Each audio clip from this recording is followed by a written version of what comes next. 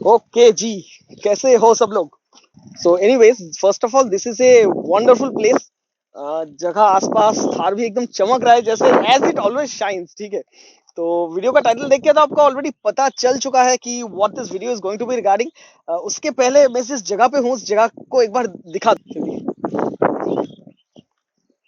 Look at this place.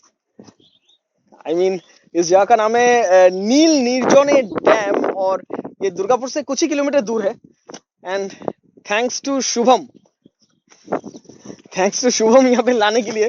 तो next time onwards Durgapur में आके ये एक जगह तो होगा जहाँ पे मैं शायद विजिट करने का कोशिश करूंगा। Anyways, coming back to the topic, मेरे थार को हो गया है अराउंड 7 मंथ्स, और इसमें मैंने किया है करीबन 8,000 kilometre. I had a lot of plans this year, लेकिन एक भी प्लान मैं सक्सेसफुली एग्जीक्यूट नहीं कर पाया, because of this Covid stuff. Mask है बैक वाला पॉकेट पे, ठीक है, और यहाँ पे अपने लोग हैं तो इसलिए we are not wearing the mask, and दूर दूर तक कोई है नहीं आसपास।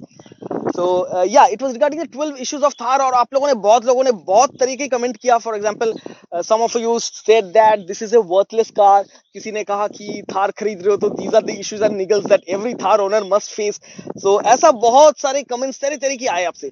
बट देन कुछ कमेंट्स मुझे ठीक नहीं लगा। जैसे कि कुछ कमेंट्स में लाइक दिस दैट ये गाड़ी 15-16 लाख से आप खरीद रहे हो लेकिन इतने सारे इश्यूज है, इट्स कंप्लीटली वर्थलेस।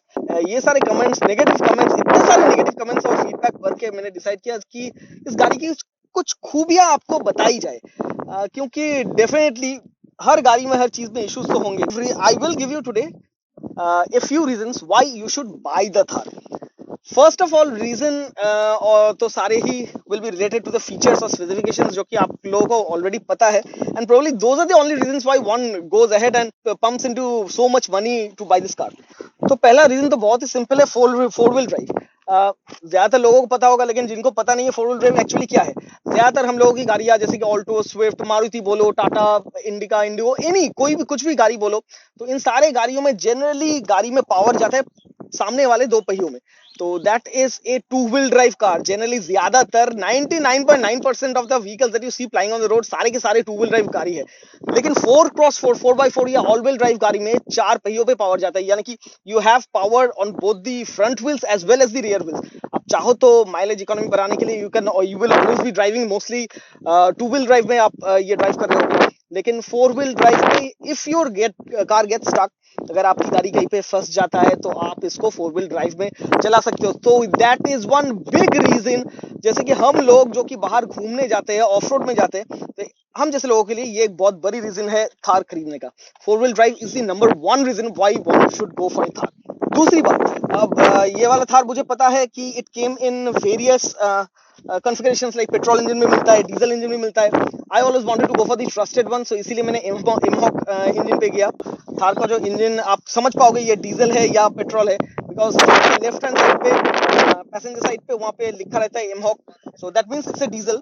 और ये इमहॉक इंजन काफी ट्रस्टेड इंजन रहा है सालों से। It has been used in Scorpio, it has been used in Mahindra के मल्टीपल अदर गाड़ियों में ये इंजन यूज हो चुका है। So that's a trusted engine, that's another reason. Coming on to the third reason, भाई साहब 226 की ग्राउंड ग्राउंड क्लियरेंस। मतलब इतना ग्राउंड क्लियरेंस तो शहरों में बम्पर वगैरह तो छोड़ ही दो, this is class leading ground clearance. ऐसी प्राइस के गाड़ी में this ground clearance is class leading. So you can drive through potholes, bad roads, no roads, एकदम आराम से। The fourth reason is on the contrary, बहुतों को लगता है कि ये rather एक disadvantage है। It depends on the person who is buying it. चौथा रीजन है इसका स्मॉल व्हील बेस। थार एक टू डोर गाड़ी होने की वजह से और सब 4 मीटर गाड़ी होने की वजह से इसका व्हील बेस जो है बहुत ही कम है। व्हील बेस इन शॉर्ट यही है, the distance between the two wheels, front end rear wheel के बीच में जो डिस्टेंस होता है वो है व्हील बेस। ये व्हील बेस अगर लंबा हुआ तो चांसेस ज्यादा रहता है बड़ा पत्थर या बम्पर हिट करने का, टच करने का चांसेस ज्यादा रहता है ऑन एन ऑफ रोड। और ये होल व्हील बेस अगर छोटा हुआ तो ये चांसेस बहुत ही कम होते हैं। फिफ्थ रीजन है एक 650 वाटर वेटिंग कैपेसिटी। 650 मतलब लगभग आपका थार का जो हेडलाइट है, हेडलाइट से थोड़ा नीचे, यानी कि इस हाइट तक आप थार को लेके आप जा सकते हो पानी के बीचों बीच। हाँ, if you are driving at a pretty high speed, पानी तो ऊपर से आ जाता है, that is something not suggested. Bumper के हाइट तक, विच इज काफी डीप हाइट, बम्पर के हाइट तक, मतलब समझ में आ रहा है आपको? Nearly half of what I am, तो इतना डेप्थ तक ये व्हील बेस इसका ग्राउंड इसका water wading capacity which is 650 mm, ये भी क्लास लीडिंग है। जनरली आपको पता है थार अगर आप सिटी में चलाने वाले हो, सो सीधी सी बात है यार, डोंट बाय इट। आप लुक्स के लिए परचेज कर रहे हो, आई नो बहुत सारे 90% of the people buy it for looks, but then ये सारी फीचर्स है जिसकी वजह से मैंने खरीदा है। The reasons why I brought Thar. The sixth point is its approach and departure angle. अगर आप स्टीप अपहिल पे चढ़ने जा रहे हो तो ये जो एंगल आपको दिख रहा है, so that is the approach angle। और पीछे भी अगर आप कोई भी स्टीप अपहिल से नीचे उतर रहे हो तो भी departure angle at 41.2 degrees approach angle और at 36 degrees departure angle, that is a pretty big deal। इतने सारे स्पेक्स में आपको क्यों बोल रहा हूँ, क्योंकि इस प्राइस में ऐसी स्पेक्स आपको विद दिस कंफर्ट दूसरी कोई गाड़ी में अभी तक फिलहाल इंडिया में अवेलेबल नहीं है। सातवीं पॉइंट भी काफी टेक्निकल पॉइंट ही हुआ, क्योंकि जैसे कि मैंने कहा 4 wheel drive, 4x4 all wheel drive को मैंने एक्सप्लेन किया। डिफरेंशियल लॉक्स आप गूगल करके देख सकते हो, मैं एक छोटी सी वीडियो में आपको डिफरेंशियल लॉक समझा नहीं सकता, लेकिन आप गूगल करके देख सकते हो डिफरेंशियल लॉक्स क्या होता है। डिफरेंशियल लॉक्स इज अनदर, इन छोटी सी टर्म्स में डिफरेंशियल लॉक और एक इनेबलमेंट है ताकि ऑफ रोड में आप और आसानी से आप कोई भी ऑब्स्टेकल कवर कर पाओ। ऑफ रोड में आपको बहुत ज्यादा हेल्प करता है।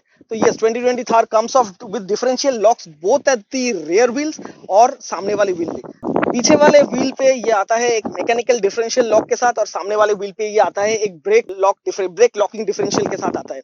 टेक्निकली मैं आपको ये शायद अगर आपको जानना है तो शायद मैं और एक वीडियो पे आपको अलग से ये एक्सप्लेन कर दूंगा, लेकिन इसके अलावा you can go to Google and always search for these things. तो डिफरेंशियल लॉक्स इसमें है, और इसमें जो एमएलडी और बीएलडी है, both types of differential locks are kind of automatically engaging differential locks। ये अगर आपको जरूरत पड़े, जैसे कि पीछे वाला व्हील कुछ सर्टेन आरपीएम के ऊपर अगर जे स्पिन, देन पीछे वाला MLD it gets engaged automatically और खुद ही रिलीज हो जाता है। So this is one another convenient feature regarding the differential locks, जो कि ऑटोमेटिकली सामने और पीछे ऑटोमेटिकली एंगेज होता है।